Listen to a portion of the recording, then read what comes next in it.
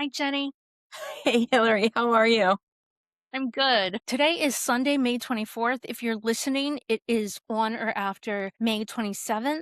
This is part one of our Tart Talk on Songs of Innocence. Stay tuned next week to hear our part two. And of course, you're listening to Kissing Lips and Breaking Hearts with the Garden Tarts. Welcome to our Tart Talk of 2026. Yay! I've been so excited about this one. Oh my gosh, me too. And it's funny, usually we do these towards the end of the year. That's kind of been the habit. But we were like, shit, U2's going to be busy. Yeah, We won't have time for it. you have other So we stuff were to like, talk. chop, chop, let's go. If you're wondering what a Tart Talk is, it's an episode that we actually have to do research for. And usually it's an album. We do an album a year. And it is the year for Songs of Innocence. Like Hillary said, we're going to do the first half. Well, we do it all at once, but we publish one half, like side A one week and then side B the next week. We go song by song. The thing that makes it a little bit more interesting is that we do a shot after every song. So I And got the idea yeah, where'd that from come from? Bruce Springsteen, who says every time he finishes a song, everybody does a shot. Except that might be like one a week, or I don't know how often he writes songs or how fast it is. We're doing all the shots in one night. So we took that a little, yeah. Right. But now it's tradition. And we do one after every, so our 12 songs of this album, and we do one after our intro. So 13 shots. Side B is a blast. Yep. Our shot tonight is so because we have Songs of Experience next, we thought we would have an innocent shot and then we'll have a more experienced shot. You want to tell Yes. our listeners what our shot is this evening? It It's like has Bananas Foster or something. What's it called? bananas, but it has banana liqueur, white chocolate liqueur, vodka, And butterscotch. butterscotch schnapps. Love that. I don't know how I didn't have any. I didn't have any at all. And also some caramel. Yeah, caramel. So it's like quote unquote kid friendly because it's fruity and sweet. Fruity and Yes. Yeah. yeah. We're worried about our drinks next year. It's just gonna be straight up Jameson, Yeah, probably. pretty much. Or maybe we could do like a flavored Jameson to add, just shake it up a little. Yeah, or maybe, like, something classy, like a Manhattan and an old fashioned or something. Yeah, I don't that know. could be. 2027 Garden Tarts, we'll worry about that. Yeah. Dude, they're gonna have a lot to worry about. I know, so much to worry about. Let's dig right in, shall we? Okay. Songs of Innocence. It was released September 9th, 2014. We'll get to that in a second. It was recorded, listen to this. It was recorded between 2009 and 2014. Yeah, 5 years, yeah. Here are the places it was recorded: Electric Lady in New York, Pole in New York, The Church in London, Assault and Battery in London, Shangri-La in Malibu, The Woodshed in LA, and Strathmore House in Killiney.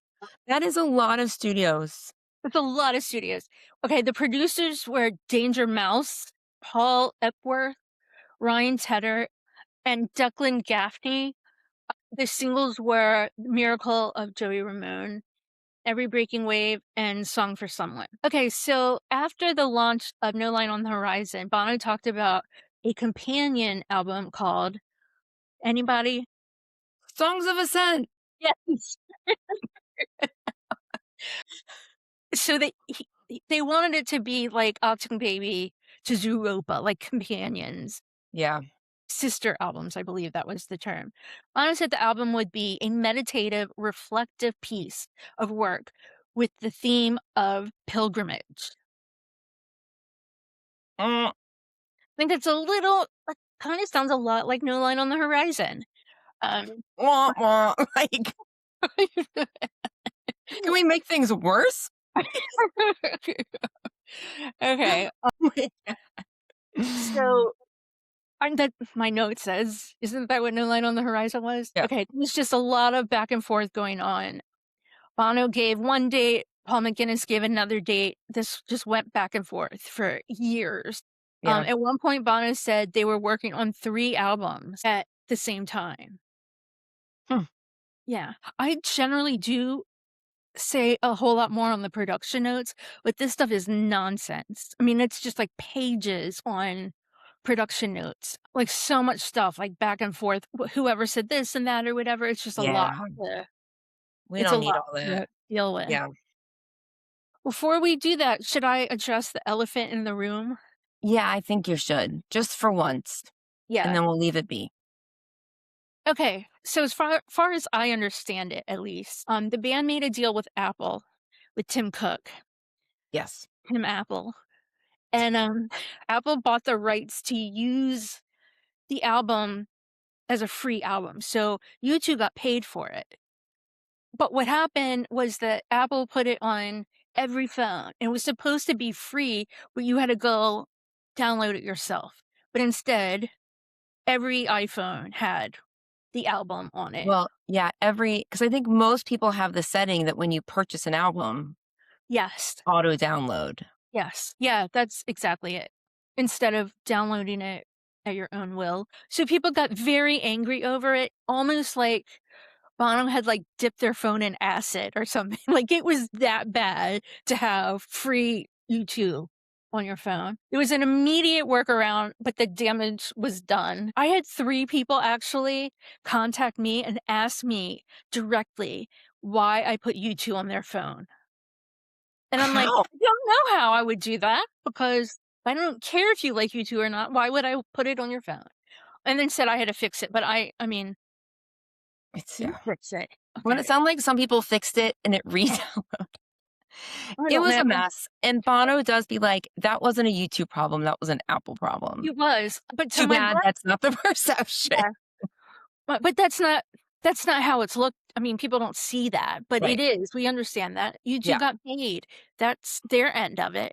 So my brother worked at for Apple at the time, and he still says he's got a little PTSD about that because people just lined up, "Come in there, take this off my phone." Okay, also, a few things, and this is just all over the place, but because it was a surprise, they couldn't do press ahead of the album, and that's just not something that you don't do that. Like, you have Right. to do some press before it so people are ready for it and people can review it ahead of time or whatever. So, meanwhile, I'm saying this like, oh, I'm sure it doesn't come up in everyone's head, but I'm saying it like Stephen Colbert.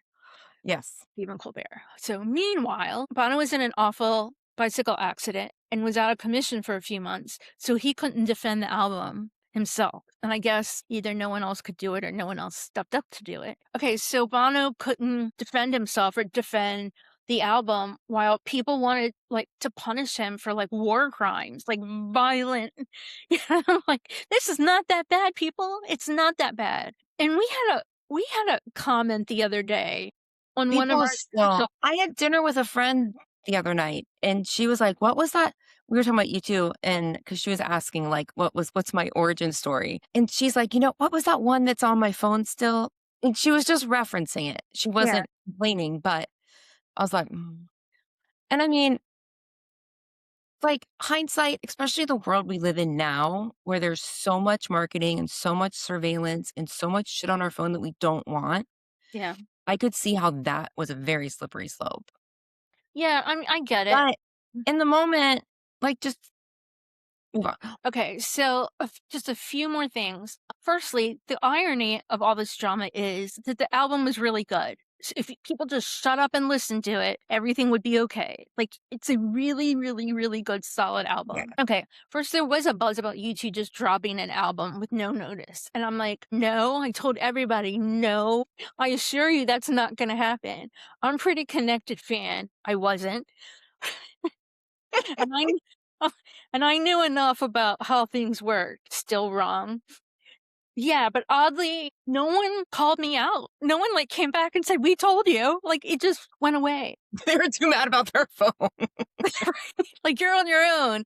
Um, yeah. Okay, so as us fans, we were gonna download it anyway, so this was just nice and easy Right. for us. Like, we just reacted like, "Oh, it's a new music," and That's that's it. convenient. Yeah. So the announcement was really cringy with Bono doing some ET thing with. Because they were, like, pressing a button. I know, it was so weird. "You don't have it." Yep. Okay, and that's that. Subject is closed forever. So Forever. Yeah. now we need a now we need a shot. Should we do just a shot for the elephant in the room? Yeah. And then we'll intro the album? We have a cheers to say or no? Yes, let's toast to new albums in our bright future. Okay. Cheers. Like my little lemon espresso cup? Do I love it? That's Oh, that's delicious. good. I Okay. feel like I'm eating something. It's got, like, hearty flavors to it. Okay. So 5 years ago, U2 released No Line on the Horizon, and much to their surprise, it was not well received. So they realized that they needed to get back to songwriting and stop being experimental and doing what they do best. Bono says that he needed a new inspiration that was a topic that he thought people might actually be interested in hearing about. So he's like, well, let's sing about and write about why we were in a fucking rock and roll band. Like, why Yeah, are we this way? And so they went back, they listened to a lot of music from the 70s and just really dug deep. This album is really an album of firsts. First time here, first time there, first time doing this, first time hearing this. So it is as personal as Bono's writing is, this is the most obviously introspective autobiographical album yeah. they have.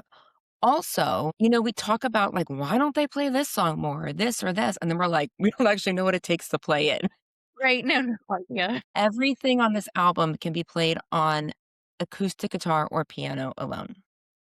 That was the deal that they made. Absolute. So, like, they went back to songwriting, their roots of songwriting, no experimenting. They really became experts in their craft. And if you don't like that, you can just fuck off and not listen to it. Yep. That's all there is to it. Bono told Rolling Stone, we wanted to make a very personal album. Let's try and figure out. Oh, this is the quote I was saying. Let's try and figure out why we wanted to be in band, the relationships around the band, our friendships, our lovers, our family. The whole album is first journeys, first geographically, spiritually, sexually, and that's hard, but we went there. It's lyrically cohesive. It feels like a concept album. Feels like a concept album. Bono didn't want it to be. I'm pretty sure it is. It is It absolutely. is It's not just absolutely. it's not just one either. He says, I don't want it to be a concept album, but the songs come from a place. And Edge laughed and said, this is our quadrophilia. We could be so lucky. I've got one last thing, and this is from John Perales from the New York Times. He says, Songs of Innocence has a dual and sometimes contradictory mandate. It aims for mass pop impact with songs full of individual, local details and memories. U2's confidence was shaken by the response to No Line on the Horizon.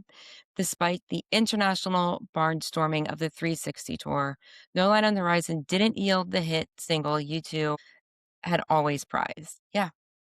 So I think it, and I feel like we should talk about the cover. Yes, we should talk about the cover. I mean, talk about getting personal. You guys, it's Larry. I know, right? Larry and Larry's child. The most personal person, the most closed off person in the Yeah, whole Mary band. So Ellen Jr. Larry Mullen Jr. Jr.'s son of sorts. Yeah, Aaron Elvis is on the cover. Now I believe a drummer in his own right. But I found that was really shocking. yeah. It Really it shocking. that's not, Yeah. Larry-esque, No, and I just think it just really emphasizes what you're getting into right? topic-wise. So, yeah. Do you have anything else I don't. intro-wise? Okay. Well, So we do another shot before we do the other shot was for the elephant in the room, so we need to do a shot for. the album intro. Got it. We added an extra one in there They're rules, people. They're rules. You just we make them. as we go. But this is a tradition. This is a traditional rule right here. Okay, Yeah. cheers. Cheers. Sláinte, I guess. Okay. Like So good. Track 1, The Miracle of Joey Ramone. I'm not sure how much singles matter in this day with, you don't need to people don't download whole albums or anything, so I don't know what that does for singles, but this is a good one. This was a good first single to release, I thought. Yes.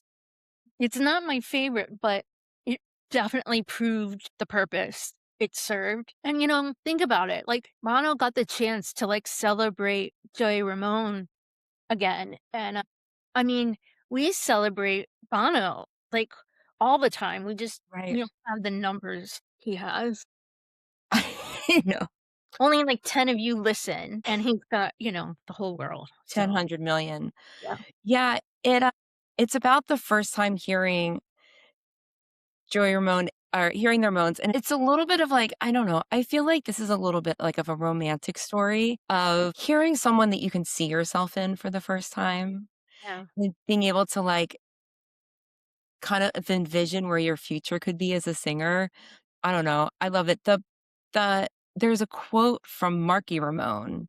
I don't know if you found this, but he was like, "What do you think of the single?" And he's like, "It's great. U2 you say we're an influence on, that's great." He's like, "Would have been nice if he mentioned Joey in the song." Yeah, it would have been. But it's a great song. But the Yeah. truth is it's not about Joey Ramone. It's about the moment of hearing Joey Ramone. The Miracle of Joey Ramone, a lopping pop song laced with distinctly punkish power chords. I found my voice through Joey Ramone, Bono says, because I wasn't the obvious punk rock singer or even a rock singer. I sang like a girl. I don't really know what that means, which I'm into now. But when I was 17 or 18, I wasn't sure. And I heard Joey Ramone who sang like a girl, and that was my way in. Find that's exactly that, what you were just saying is I woke up at the moment when the miracle occurred. So, like, he was sleeping and, didn't have any direction to his life, and then all of a sudden, he was awake and he knew what his future was. So, the lyric there's a bit of lyric in this that I just love, and, like, the first time I heard it, I loved it. It's just so honest and real, but he says, "We got language so we can't communicate, religion so I can love and hate, music so I can exaggerate my pain and give it a name." W That's his job. Literally his job. Yeah, But I don't think he realized where to put his pain yeah, until then. This is a great I had that highlighted too. First of all, the language so we can't communicate, religion so I can love and hate. I mean, that's yeah, yeah. so Bono, but the music to exaggerate my pain. This I wanted to add this too. The Ramones, Bono says, were the beginning of something new. They stood for the idea of making your limitations work for you. This was a really important moment because suddenly imagination was the only obstacle to overcome, which I think is just like we should all have that life lesson. Yeah. Like, if you can imagine it, it can be. It took 4 years to write this song, three producers. It started as a guitar over a drum loop and was called Drummer Boy. Then it became much rockier and was called Siren, as if like Joey Ramone was the siren singing, Oh, I got it. and finally became the single that we know. Oh, so it was played 90 times. I heard it 6 times. Heard it three. You went to 6 shows? Yeah, for some reason, I thought it was 8, but then when I went back and counted, it was 6. Yeah, I went to 3 shows, so I heard it 3 times. I heard The guitar's amazing. It's just like you said, I think it's a perfect single. Oh, it really, really is. I do think it sounded super shitty on stage at that Apple event. Oh, yeah, yeah. I remember being like, did they sound check? Terrible, Did someone tell them that they were gonna release the album today? Or were they in the dark like the rest of us? right? Like, I really was like, "I know what I'm talking about." I did not. I had That was no connection. bananas. Okay, so we'll talk more about this when we talk about the tour, but w Bono coming on stage from the back was to this song, it was just really cool. Yeah, like up through the E state, like, oh my Yep, gosh. yeah, it was really cool. It was really cool. Yep, Yeah, and I was like, we were pilgrims on our way, like, yep, there's the pilgrims. right. Take that, Songs of Ascent. Yeah, it's fine. Okay, are we done with The Miracle of Joey Ramone? We are. I just feel like this is just such a straightforward single, and we are obviously not, like, musician experts. Mm-mm. It's just a really, really great tune. Okay, I think we should toast to Joey Ramone And say his name, and say his name. Joey Ramone. May his memory be a blessing. That was really nice, Thank Jenny. you. Okay. I grew up being very, very aware of music, but I never really got into the Ramones until I was much older. I don't know Yeah, why, but I honestly, like, don't huge respect for the Ramones. oh, yeah, Marky Ramone left me a voicemail once at work. That I was remember that. fine. Yeah, I recorded it. I had a BlackBerry at the time, so I recorded it, like, phone to phone, and then I got a new phone, and it was gone forever. yeah. So, like, I don't know, my brother kinda put it as, like, with the Ramones, that they were like characters playing being a band, like, that was their role or something. Right, and, like, brothers, and I love, like, the "I was young, not dumb." I feel like that was also kind of the Ramones thing, that they were, like, coming off as dumb, Yeah, like, just like this, like, what, songs couldn't be more than 2 minutes and 35 seconds, right, something like right. that. That was a hard rule, but they knew what they were doing. Yeah, they Yeah. did, but I think what my brother was saying is that, I don't Like, I know. think they also, like, played like, part of their character was just being Right, right. dumb punks. Yeah. Anyway, I love them. I never didn't love them. I just wasn't very familiar with them until I'll tell you, there was I think PBS or something a million years ago about the history of rock and roll. Yeah, And it was that I'm like, okay, I mean, I knew who they were, but I'm like, I gotta listen to the Ramones yeah, now. yeah. Anyway, I should know more of their music. and I don't know that much, but I should, but I should know more, yeah. Okay. okay, track 2. Every Breaking Wave. This is such a gorgeous song. I mean, Such a gorgeous song, and this song has been around since No Line on the Horizon sessions. I think it was 8 years. It took them 8 years to get Yeah. this come to fruition. I learned just today it was supposed to be on No Line on the Horizon, and Chris Martin heard it Yeah. and said, "No, it's not done." So they Yeah. pulled it. Like, it deserves to be done. It's a good song, so Right. And I yeah. even remember after the song came out, Eve Hewson. It's funny because Bono does some interview where he, like, forgot that maybe he should say her last name or something. I remember when this album came out that even she was like, "Every Breaking Wave is Yeah. finally out." I don't remember what the context was, but I was like, "Wow, She said, that's" like, people don't realize how long it took for this song to come out, yeah. and they kept, working on it. I said, "This is a classic U2 ballad. Absolutely classic. A love song that is all about insecurities, like, and doubt and failure and oh, no, it's Yeah. amazing. There's some live version that I hear on U2X sometimes, and I was trying to find it, and I thought it was maybe from Paris, but it's not. But Bono's intro was like he was like, "This is a song, like, about a couple, I hope they make it."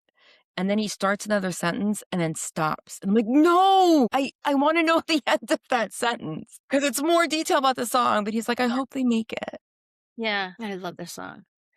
It was also a song that was supposed to be on Songs of Ascent.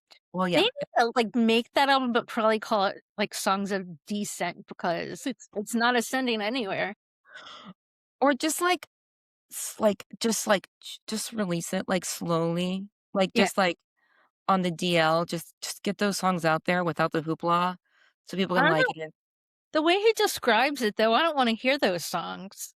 But I'm tired of hearing about it. Yeah. Just put it out in the world. So my next line was like, "Give it a rest, Bono." They played it a few times at the end of 360. Bono says it's about giving yourself completely to another person and being addicted to failure and rebirth. I understand that. Yeah. Um, And I've heard, like, as another version of that quote is the difficulty of giving yourself completely yeah, and also addicted to that failure. I mean, it's, like, the same version. How many times has it been played? 109. I've heard it Yeah. 3 times. So they brought Ryan Tedder in for this one, and because it had been around for a while and obviously it wasn't, getting finished, and he helped changed the structure a little and even pointed out some lyrics, and I think it's in Niall Stokes' book, and I was, like, reading these lyrics, I'm like, "These aren't in the song or sound like Bono," and that's exactly what Ryan Tedder was like, this isn't you." Right. So, it changed that, and something about that became the bridge, and they did a new chorus. This is such a well I am obviously an expert on songcraft. Yes. This is such a well-written song, and the bridge, or the middle eight, as U2 calls it, is double chef's kiss. Yes, That definitely. whole "the sea knows where all the rocks and drown," like, that whole like, when the drums are, like, rising and rising to this, like, Yeah. climax of sorts. I love, love, love this song. So, I mean, Bono's voice, I will talk about that when we talk about I wanna talk about it now, though, but we're his not. voice. His voice is so good, and, it only gets better. So, okay, this is crazy. In the credits, Yeah. I've got a bit here. In the Okay, let's hear it. it says, "I found that it says Bono plays the dulcimer.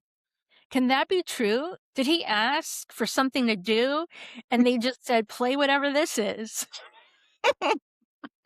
What does a dulcimer look like? It's like a harp guitar or Herpy something. guitar-y thing? Yeah. I need to listen to it with headphones. Yeah, right on your lap. But they just got one of those sitting around. Just one of those sitting around, Yeah, as you do. yeah, Oh, imagine what happened. Bono was like, "What can I do? What can I do?" And they're like, "Play whatever that is." Go ahead. well, or he's like, "Ooh, what's this?" And he did something brilliant. Yeah. So I have one more thing Okay, to say about this. This is not should not be a tour specific song. Like, I'm not sure the future of the other songs on this album, but this one has to move on and have some longevity. absolutely, and the fact that it could be played kinda like a pop song like this or mostly just Bono on vocals like it was on I&E, like, there's so many options for it. Yeah. It's so many options. I have 2 more things. Okay. One is the chorus that's "Baby, every dog on the street knows that we're in love with defeat, and we're ready to be swept off our feet and stop chasing every breaking wave." I mean, is that just the band? Yeah, I It could be. Bono says this a little bit. I didn't mean to bring up the Apple release again, but I am. But there's a few quotes and he's like, "We were really worried. We worked so hard, and this is so personal, and we were worried no one would hear it." Like, chasing that failure, and so they, like, hurdled failure by just giving it to everyone. yeah. I don't know. My other question is and I don't remember where I heard this, but I do believe Dennis Sheehan was referred to as the captain. I didn't know that. So, the "I thought I heard the captain's voice, it's hard to listen while you preach." I don't know.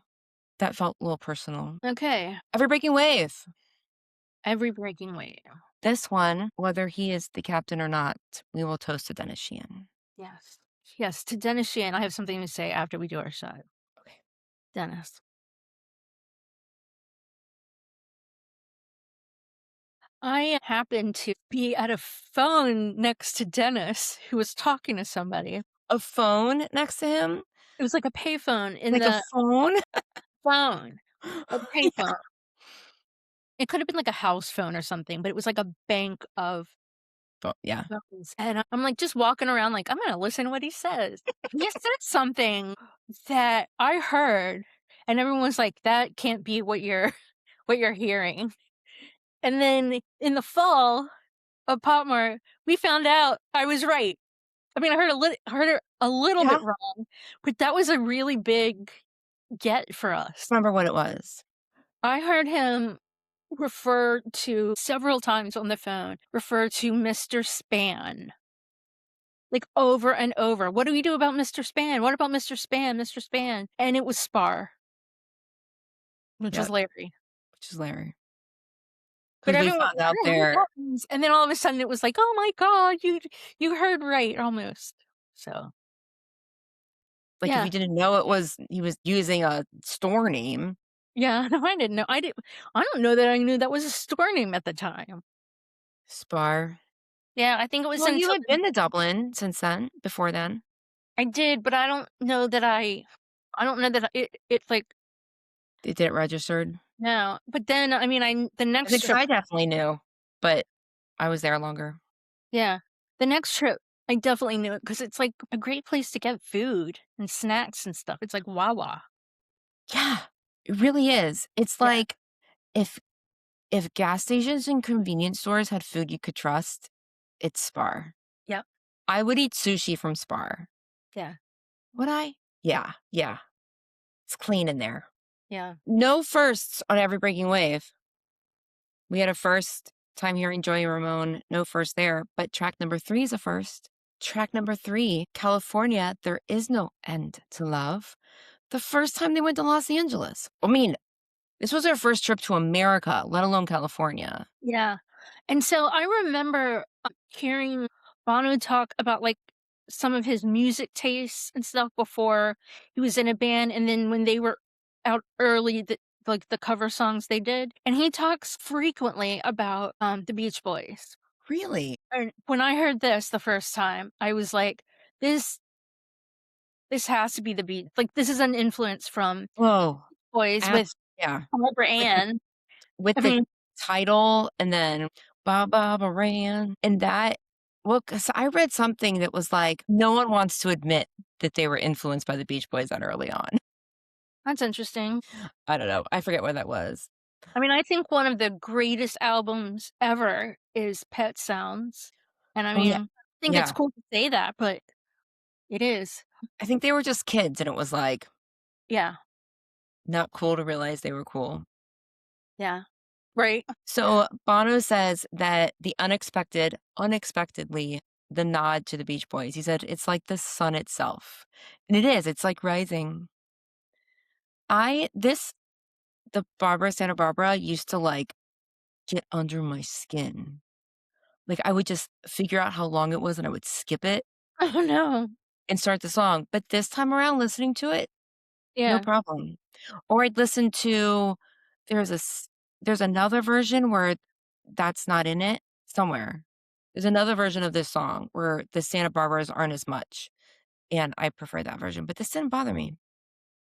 Yeah, so for a few of these, I didn't research or anything, I just said what my opinion is, and maybe it's right, maybe it's wrong, doesn't matter, it's my opinion.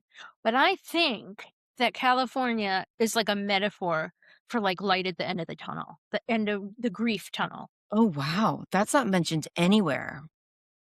That's what it sounded like to me. Maybe I'm wrong. I'm probably Interesting. wrong. Well, that's a good question for Bon Over Whiskey and Cake, Yeah. because he may not know it. He may be like, "Oh, you're onto something." All the research I did was like, this is just a straight up happy pop song Yeah. about their first time in California because they were like, "Is this real?" Like, "No, this is just the airport."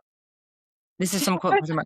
"No, this is just the airport. It can't be this good." And it just kept getting better.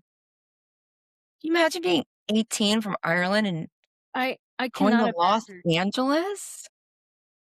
To Zuma Beach? Like, it's like the movies.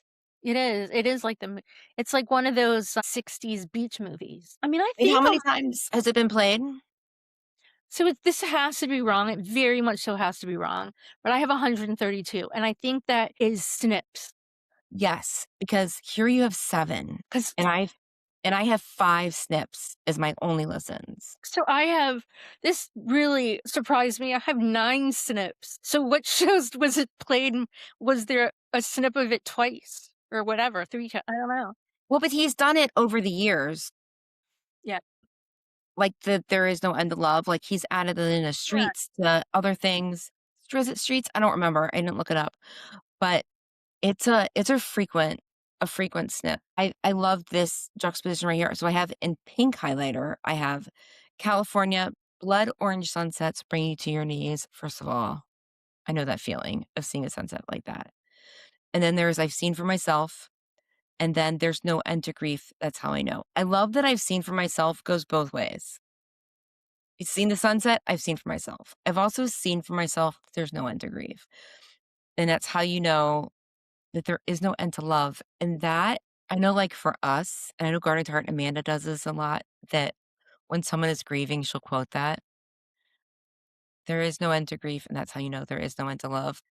And I've heard this too, that grief is the feeling what it feels like when love has no destination, like, there's nowhere to give the love, like, that's what grief is, Yeah, and, that's non-U2 related, but that just means a lot. I have a little personal story with this song, if I may. of course. So this was the summer of 2019. We were in our camper, we were traveling, we were doing all of California, north to south, and we were in I'm not sure if were we in San Diego? We were towards the very end of our trip, and we were staying in a it wasn't even a campground, it was a place it I mean, you could hook up and stuff, but we had our camper, we have a motorhome, which is the kind, if you don't know, that you can drive, and it was basically like a large paved lot with hookups, and then a huge fence with a cliff in the Pacific Ocean, and it was there I might not be able to get through this. It was there that I learned that Jim Henke passed away, Oh our my gosh. our mutual friend with the U2s, and we were getting ready to pack up, and I got the from Garden Tart Amanda. I got the message that Jim Henke passed away, and I literally just put on my headphones, and I went over to the fence, and I looked out the ocean and listened to this song. Oh my gosh. That's heavy. Yeah, it's heavy. I needed to have that moment, and it just felt like the right thing, and then we raced home. I didn't make it to his funeral, but I made it to his memorial, where Jackson Browne performed, As he does. as he does. We drove, like, overnight, like, my husband and I took turns sleeping to get back for that. So, Jim Henke, U2 fan extraordinaire, who was also a friend of the band. I was really glad to have this song in that moment. I was thinking about this earlier, and I told you I was having a really hard day today, and before I finished my research, I walked the dogs and was listening to this, and I listened to California, and I realized that it was because I rode in Bono's car. Jim heard about that I got my job on the curatorial staff at the Rock Hall. Oh my gosh. Like, that was the connection that got me back there. "Do you know Bono?" 'Cause he doesn't understand that he knows Bono. Right. I remember Garden Tart Amanda's 30th birthday, I think. It was well, for some reason, I vividly remember 3 things about this. It was in a little house, Okay, and yep, yep. there was a bowl full of, like, childhood snacks, and we both were like, "Let's try a Twinkie." And it was like, like, immediately, it was so disgusting. And then Jim was like, do you have any news or anything about you too?" And I'm like, "Do you have any? Because that's where mine comes from." Daily. For a while, my office here's his office, and then a cubicle for his assistant, and I was on the other side of the cubicle with for his assistant. And daily, he would come and ask me and be like, "Where's Bono today?" And it was there was whatever was going on in the U2 world, I knew because there was a tour or Yeah, it wasn't stalker shit. I'm like, "Well, actually." that's fun. Oh my god, he really fueled my fire of fandom, let me tell you. So, I have one more kind of and this is cool, but it's kind of we're going back Yeah, to so I was, as we all were, very upset when, Bono had his bike accident, and it was just we were all shaken up about it, and I yeah, went to have a drink at one of my locals, and I walk in, and this my best friend from high school, her parents were sitting at a table. Her mom has since passed away, which is so upsetting. But they, like, waved me over, and I'm like, "Hi," and they're like, We're so worried about Bono. Is he okay?" And I'm like, "Sure, he's fine. He asked about you too." "I don't know. What did you read in the paper?" But it was so sweet. I'm that like, was "He really asked about sweet. you guys too." Yeah, yeah, he was Yeah. oh my god, that is hilarious. Yeah. I don't story, it just I hold it close to my heart because Sarah's mom passed away. Yeah. I read something real quick before we're done with this, I read some, and this was not a quote by any sense of the imagination. This was like someone kind of guessing about lyrics. And it said, everyone's a star in our town. It's just your light gets dimmer if you have to stay. And that's, I mean, very LA, like everyone's a star, Oh, right? yeah, yeah, But someone said that that could also be very Dublin. Like you have to get out of Dublin. And I was like, oh, that's interesting. Like in your bedroom in the mirror, watching yourself cry like a, which I can only hear Moira Rose say baby right there. Baby. Oh, how he says it. I swear it's a Moira Rose. Foreshadowing Moira Rose. This song is great. I'm not gonna pretend to understand a lot of it because it's yeah. a really specific point in his life, in their lives, but this is the happiest song on the album. I just made it really sad because it's Yeah, about our friend that died. But I think it was a really cool experience for them, and yeah. that's what they wrote about. Okay. Time for a Yeah. California shot, Okay, to Jim Henke. Jim. This is a lot of cheers to dead people. Ooh, we have. Let's try I mean, next time to say a cheers to an alive person. okay, that's a good idea. They're all worth it. I didn't expect Okay. that to happen. I have a lot to say about this next song, like a lot, a lot.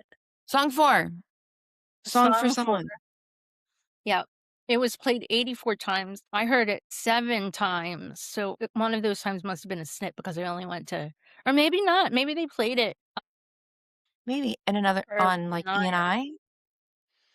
I heard it 3 times, all 3 of my shows. Okay, so this is one of my favorite U2 songs. Like, it really is. I mean, it's not, like, in the category with All I Want Is You or whatever, but this is, I love this song. Oh, okay, so a quote that Bono has with this is, Bono says, "Before I even knew what a commitment was, I ended up as a young man in the arms of this young woman." That to me is like, I I've mean, never heard that before. I'm not positive where I read it either. I I believe I you, yeah, you've been reading a lot of things.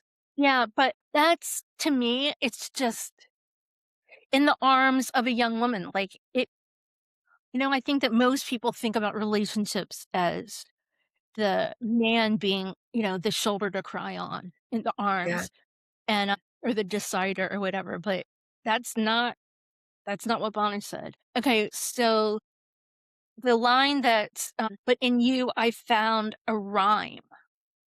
I That's also that really strikes me as being, He has written now Stokes is like, this is the umpteenth song about his muse, yeah, but I think it's the best. Like, it is the most poignant, like, it is the best. yeah.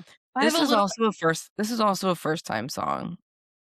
Oh, absolutely. I don't But like to talk about it. no, I don't either. I don't wanna talk about that. It's making me No, all red. neither of us mentioned it, and then you said it, Jenny. Oh, Imma talk about it. So, okay, so Tart there's Talk, we gotta do it all. we do. Okay, so there's a lyric that is, "If there is a light you can't always see, and there is a world we can't always be. If there is a dark that we shouldn't doubt, and there is a light, don't let it go out." That is I quote that for freaking everything. It's perfect for Hanukkah, it's perfect for everything. I use that quote. It's our holiday card every It is. year. It is. I don't think it was this year, but we'll get back to it next year. Yeah. So I love that lyric. So hey, look, we've been doing this for a long time. Our Not just the podcast, but our fandom, and it never ever ceases to amaze me how in love Bono is with Ali. Like that's not normal. That's not a normal relationship. And that she is apparently still in love with him. Yeah, I know, right? Well, we think. No, I'm kidding. It could go either way. No, but the fact that they are still yeah. But that's I think I just have something up maybe it's not this song. I have something about that at some point. Okay. That it's just their love is so extreme and beautiful. Like, I get it that most people in a situation like that don't have the outlet that Bono has. He can write about her, 100 times per album. and, people just aren't able to do that otherwise, so maybe that's why we're not, aware of this kind of relationship regularly, but I don't think Right. it exists. So, okay, so my last part was, I guess we don't know how Allie feels. Maybe she's just like, "He's alright." Um, okay, so my favorite line, and this is one of my favorite lines from any song, is, "If there is a kiss I stole from your mouth and there is a light, don't let it go out." Holy crap, man. But he didn't sing it live. He didn't sing that part Really? live. I know. I wonder why. Question for Bono for Whiskey and Cake. Why'd you take that line out? Why that line? Maybe Like, she didn't like it. if I feel Well, if that's he felt like talking about kissing is too risque or something, that's well, that's not what he should have changed. he needed a lot of permission for this song. Yeah, I'm sure. So Bono says the awkwardness of falling in love and sex. I went there. And I think it's almost like he adds falling in love. So he's not just saying sex. Yeah, yeah. Niall Stokes says what happens on the occasion of the epoch making first time is never made entirely explicit in the song, but that it took a powerful hold is made abundantly clear. You let me into a conversation. Oh, Bono sings to his young lover, a conversation only we could make. You break and enter my imagination. Whatever's in there is yours to take. I mean, Yeah. there have been times when it would have been sensible. Oh, this is what I was when I said I had something. Mhm. Bono says, there have been times when it would have been sensible for either of us to go our own way, but we have not, and we are not sensible. Oh, When it comes to songwriting, not sensible is almost as good as a broken heart and far more romantic than a full one. Okay.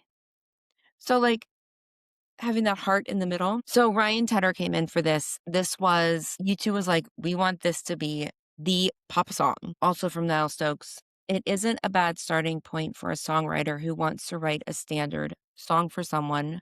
Certainly sounds like Bono having a stab at a particular songwriting holy grail. And Ryan Tedder made a good foil. It is the U2 singer's umpteenth song to his muse and the love of his life, Allie, though in this instance he was going back to where it all started. More first journeys, Bono scrawled in the liner notes. Dot dot dot. Note to songwriting self. When dealing with this subject, must try harder. Also, this song is almost completely secular until the end. yeah. The Hill of Calvary. It's That's religious. yes, that is where Jesus was crucified, but it is completely and I don't know that he has a song that is 100% non-secular. Yeah, that's So really close, interesting. so close. Yeah. Okay, so, while I was, writing my stuff up, I just kinda thought about it, like, who else has a relationship that's just, like, such deep and devoted love that it hurts, kind of? And, I looked it up on ChatGPT, and it came up with all kinds of, like, people in history, and they were all wrong. Like, they were not correct. Like, I don't know, I'm gonna go there, but they Yep. had plenty of people that were, and then it had celebrities, and one of the celebrities was Kurt Cobain and Courtney Love. That's not one. That's not a relationship like Bono and Ali have. It says Jay-Z and Beyonce. Absolutely not. So, this is oh, shoot. Yeah, and then also, like, I don't know anyone else's lyrics. I know you're right about that. But so I pull this up. I don't know if you can see it. Okay, yeah. Sorry, Jack and Rose, I Romeo know. and Juliet, Heathcliff, Bono and Allie Houston, And that Paul and Linda McCartney. so that I love that story, but I heard him say one time that the only night they spent apart ever was when he was in jail for being caught with marijuana or something. Paul He McCartney spent said one that? night in jail, their whole marriage, and that was man, I love that man. That's really interesting. Like, yeah, it's I just cannot imagine just in this sphere of relationships in general, It is such a unique situation to have a fucking world famous rock star who also cares about the world and his family, And it's like and this woman who tolerates it, maybe celebrates it, but is also her own self. I just feel like that's two very unique people. it is very unique. And the fact that they found each other at such a moment, and I guess we don't know what was going on in her life at the time, but Maybe his life is up. She should she write a should book. write a book. I would read that book. I would like to have questions with her over whiskey and cake.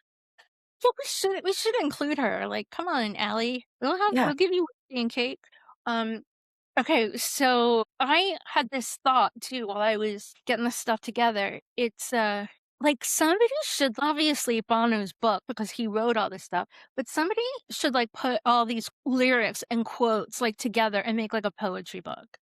'Cause that would be r I think that would be really cool, and if Bono would Would it let be me do it, I would. different than the book of lyrics that U2.com had? Yeah, because it's just the romance of it. Oh, just the romance ones, just the Bono and Ally ones. Like a Yeah. book, you get for Valentine's Day or something, just that, and if anyone, was looking for someone to put that book together, I would like to volunteer myself, I know or someone that can do it. we would do it fine. We would do a great job. We would. Great job. We do a great job with everything we do, I think. Oh my Well, goodness. This song is perfect. so perfect. I can't wait to talk about it live. Yeah, oh my. And also, what was that call? Hey, honey, remember that first time we did it? Those little calls and stuff were so weird. So there's another quote from him, and it's from Niall Stokes.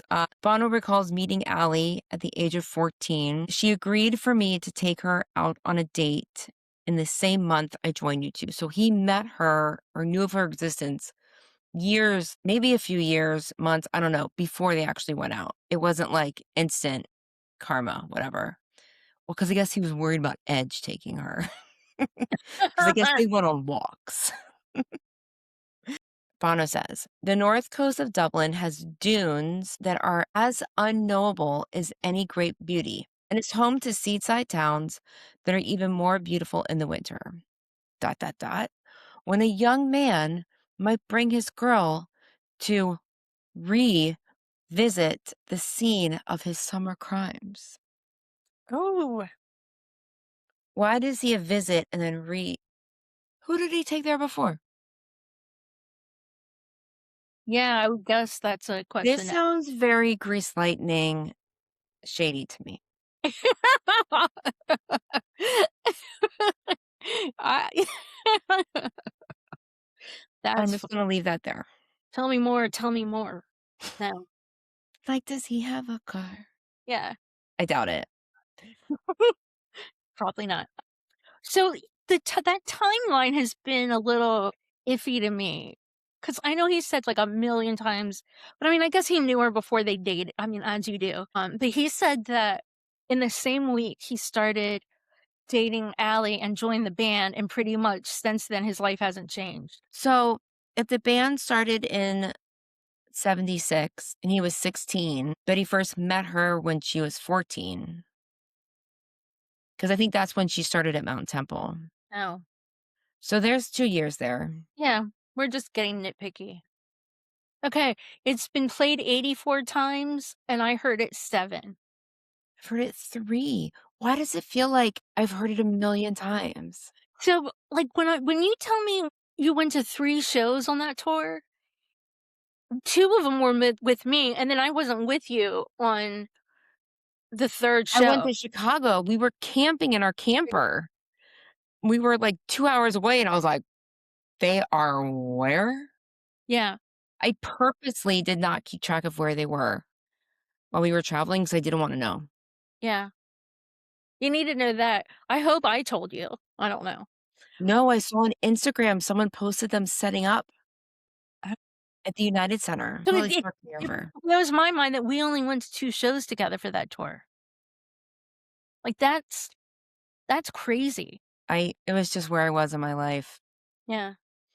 that I made it to 3. These I feel like, and I think it's because and I and E blend together, You really, really do. and it feels like so much more, but I okay, We'll talk more about the tour. I have a lot to say about the tour, but I we'll wanted to talk. say it now, but what I won't. Are we Okay, gonna drink to this one? yeah, we should Let's drink drink to to Allie, I was gonna say it and I had it all in my head. Let's let's drink to Allie. our favorite muse. I'm sorry I stole it from you. No, it's okay.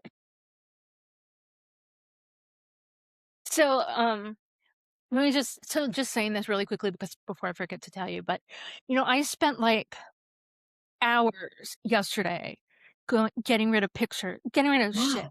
Yeah. I had a laundry basket full of pictures and just crazy stuff, and, my dad was like, "Well, I'll take it out to the garbage for you," and I'm like, "Okay, thank you," and I come in to the den later, and he's looking through my freaking pictures, the ones that I was throwing away, and I'm like, "Yeah, you know where my life is and where it's been because they're pretty, it's pictures of me wearing nonsense clothes and, like, mostly naked clothes and smoking cigarettes and drunk off my ass, all of those things together, I and was I'm like a like, li "Mom, these are going through half the basket, I can't." I mean, it was a lifetime ago. Yeah, Okay, we have one more song on side A. I hate to tell you guys, but I have, like it's 1 page, but it's, like, things written it's a lot, I have a lot on this. So, it is track 5, and it is "Iris Hold Me Close," and you sent me a screenshot, so I know you have this on your page, but I had it on mine too, and when the track listing was leaked it was leaked, yeah? I don't yeah, Hillary yeah. No, it wasn't, it was I think they put that up there at the same time they released it, did they? and we Anyway, did yeah. whenever you saw the track listing, I think it was earlier because I don't doesn't matter when it was. You were like, No." And I remember looking through them and I saw Cedarwood Road and I was like, "Oh, no. No, absolutely not. Oh, this is not okay." Mm-mm. And I felt for a while I don't think I listened to those songs for quite a while either. Like, it just felt like I don't need to be that deep in Bono's life, like, we're not friends like that, but I guess we are. So, Dr. Henry Louis Gates Jr., I think, I don't know, who hosts, Finding Your Roots, he says this, and he says it often, that you die twice. You die of your physical death, and then you die again the last time your name is said, and, I'm gonna cry. So, I mean, as long as people listen to Bono, they're listening to Iris, so she's got a whole lot of longevity there in terms of that. I chills.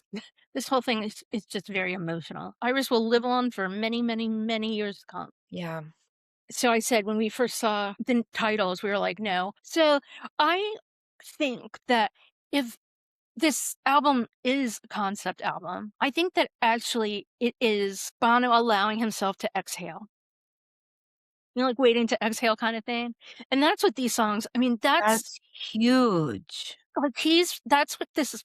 And I felt like even more so than writing them, than performing them. I mean, he looked when he sang this song, he looked a little tortured every night. That said, Sometimes he he's would, like, curl up on the steps. yeah, but that's what so he tells the story that the day that the album was going to press, he tried to beg people not to release it because this song was not very rock and roll manly.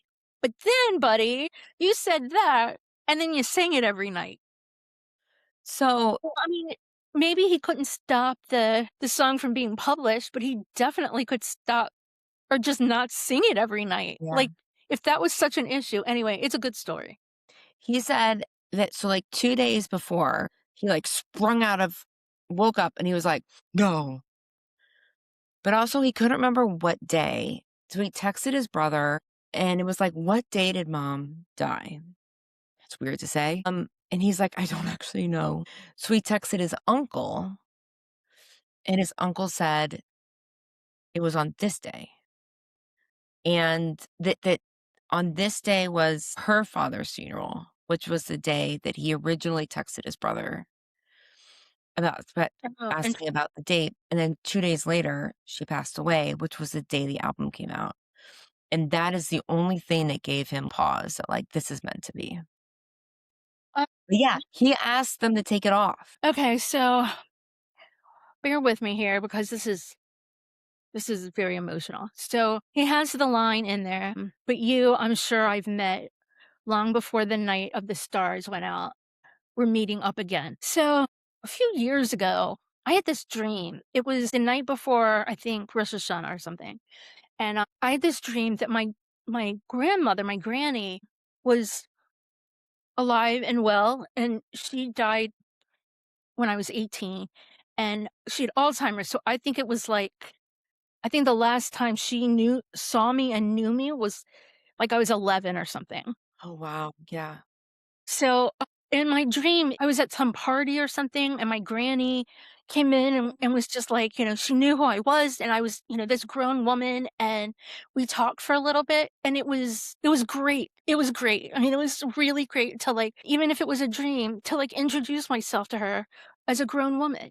And Yeah, like I felt like when I woke up and I thought about it the next day, I just kind of thought like, wow, I wish that could happen. I wish there was some way that could actually happen because there's so much that I wanna tell my granny about me, about everything.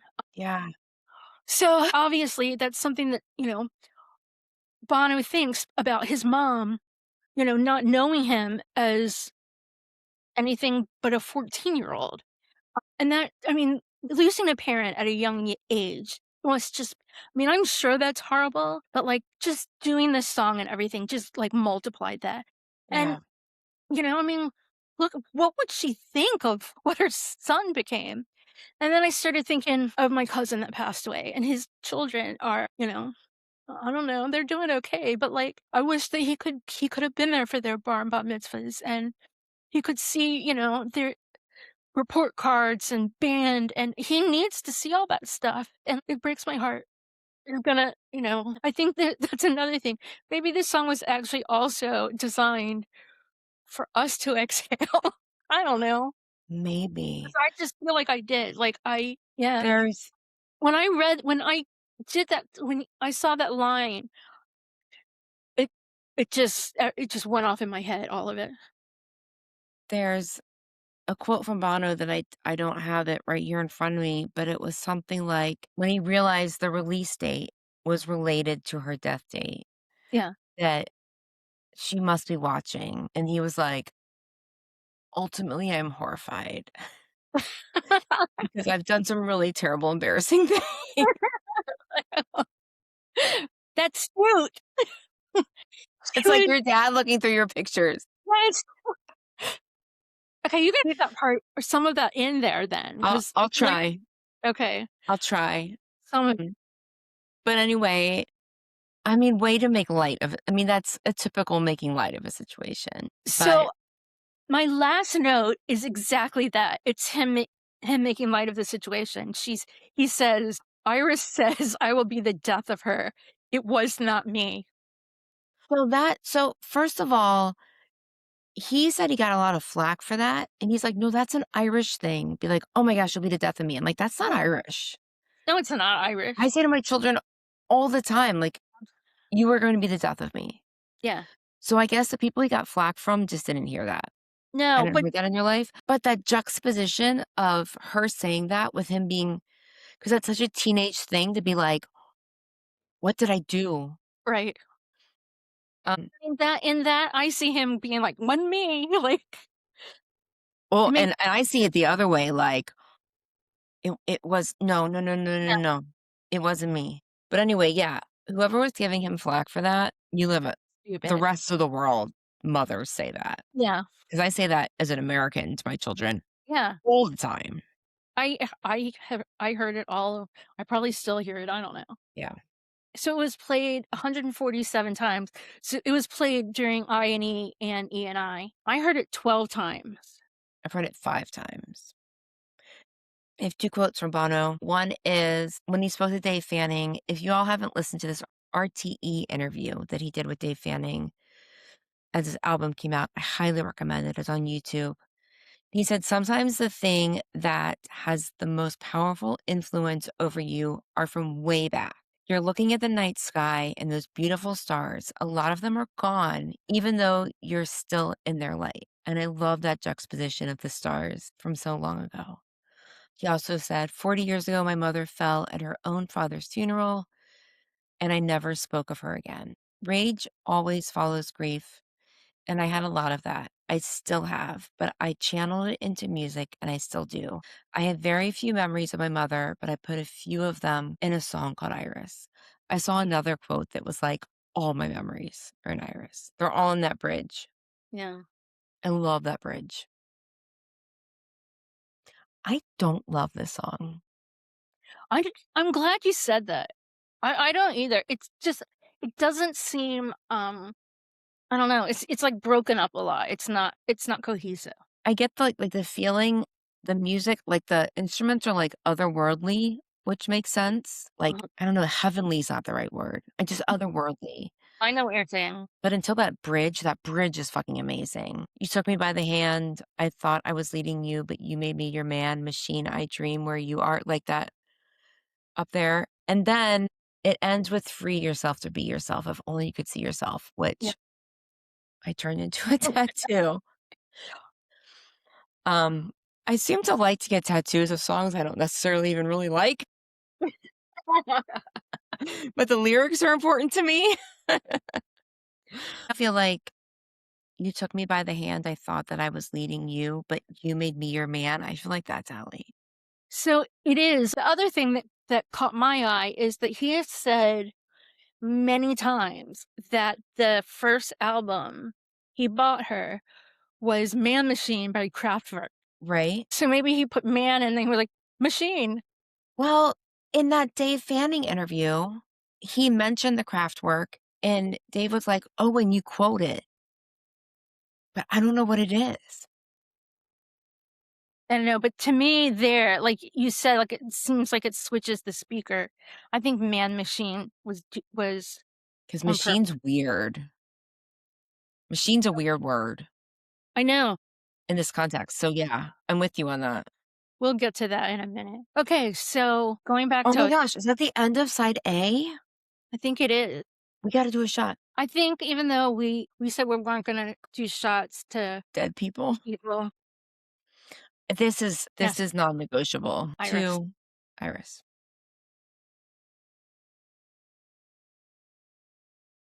Hey y'all, we're gonna say goodbye for a moment. Thank you for listening to side A. We're gonna get off and get right back on.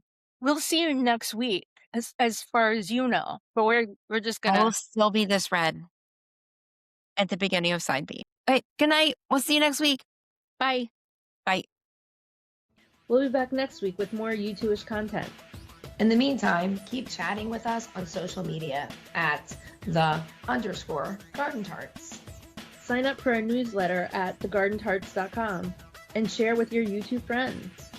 You can support us on Patreon, buy me a coffee, and leave us a 5-star review on Apple Podcasts. Kissing Lips and Breaking Hearts, a U2ish podcast with the Garden Tarts, is created, produced, and edited by us, the Garden Tarts. Intro and outro music by December. See you next week.